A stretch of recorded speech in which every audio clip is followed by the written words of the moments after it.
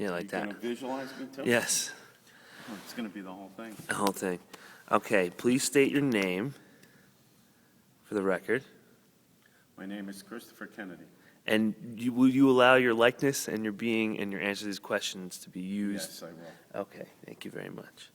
All right, Mr. Christopher Kennedy, how long have you been teaching in Kearney High School? I'm finishing up my 34th year. Okay, wow.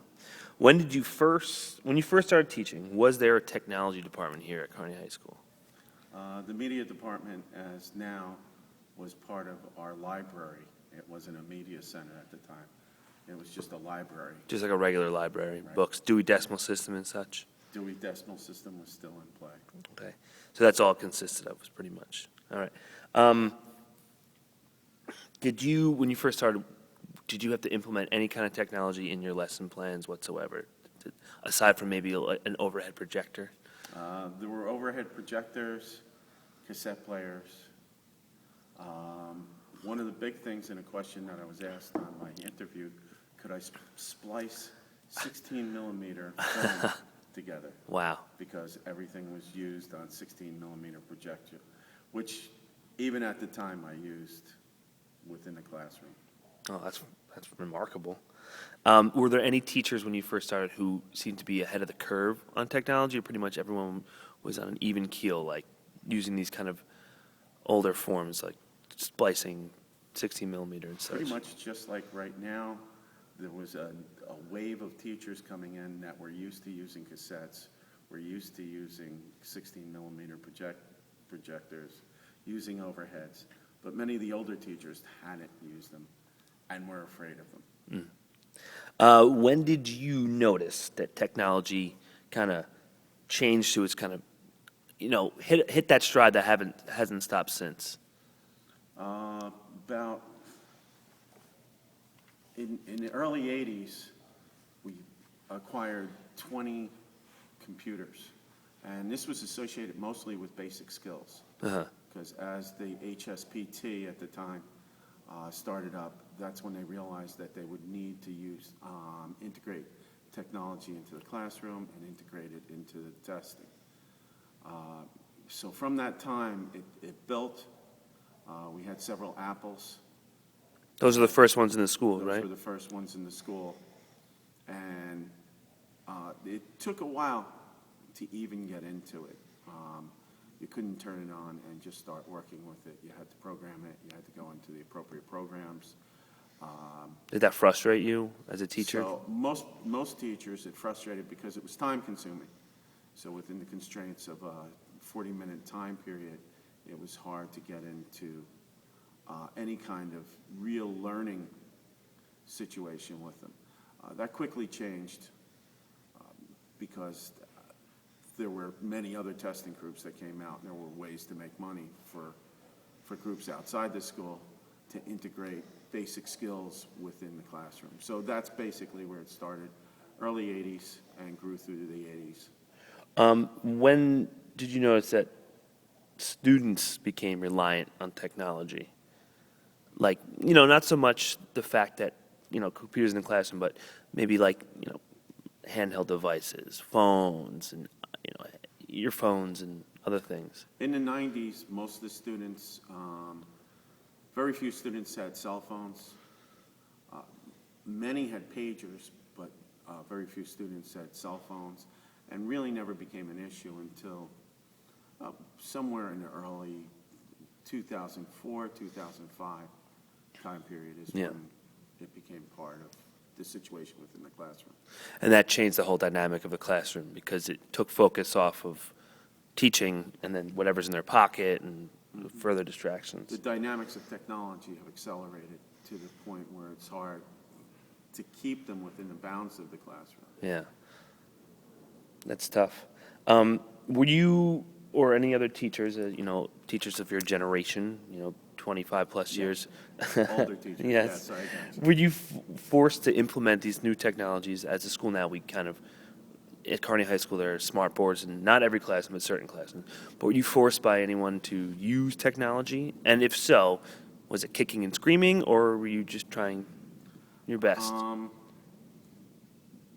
constantly are, as soon as money is spent within the classroom, you're forced to use the technology available, use it or lose it, basically. Yeah. Now, what's happened is the technology isn't really always classroom ready. So as a prime example, within our school right now, some people have smart boards, some people don't. The ways to get into the smart board are different almost from classroom to classroom.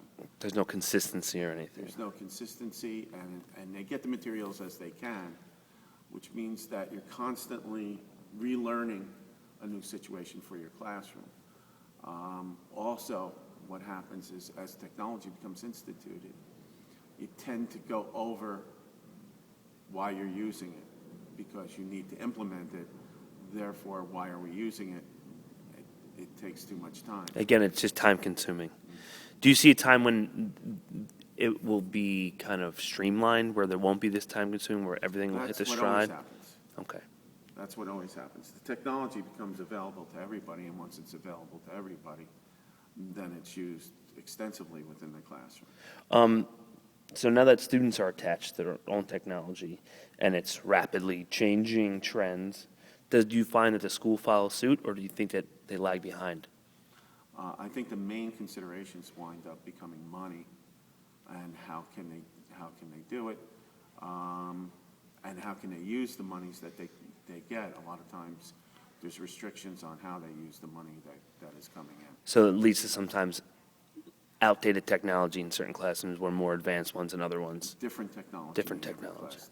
So then that the danger of using that, what do you feel there's any danger in not having that consistency?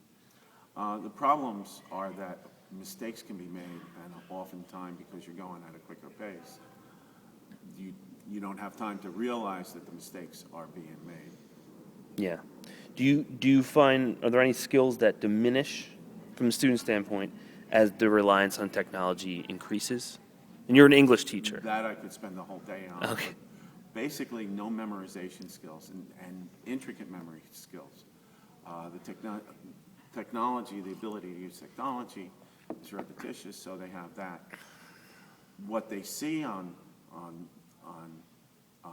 using the technology is often forgotten as soon as they've looked it up, because they're on to the next step of the information that they're going. Yeah. It's an information age, and the information age is only as useful as they need. Yeah. No, I agree with that. What has been the most fruitful technological experience you've had as an educator, as a teacher? The ability within the classroom to bring the student into other worlds, make other concepts available to them, Yeah. makes it so that things can be done quicker, but you can also give them a taste of, I teach English, so it can give them a taste of what they need. For instance, if you were teaching Charles Dickens 30 years ago, you would read from a book and you would read about life in England during the 1800s. Now you can show them what life was like in the 1800s. Yeah, it's exactly the ability to, show, don't tell, which as English they always tell you to do. Now there's other elements in which you can do that. So what is, on the other hand of that, what has been, I'm sure there's been a lot of frustrations, but if there's one most frustrating technological experience that you've had? The biggest is reliance on technology, especially when it's not consistent and when there's mistakes in it, and they're not appreciated. When the people above you don't really know the technology and are pushing to say, we need that. Yeah. And which has happened with testing and basic skills constantly. Yeah. Well, I thank you for engaging in this little bit Thank you. technological, historical troll down memory lane there. Stroll, excuse me. All right, thank you, Mr. Kennedy. Bye-bye. Let's see if that comes up. Let's see.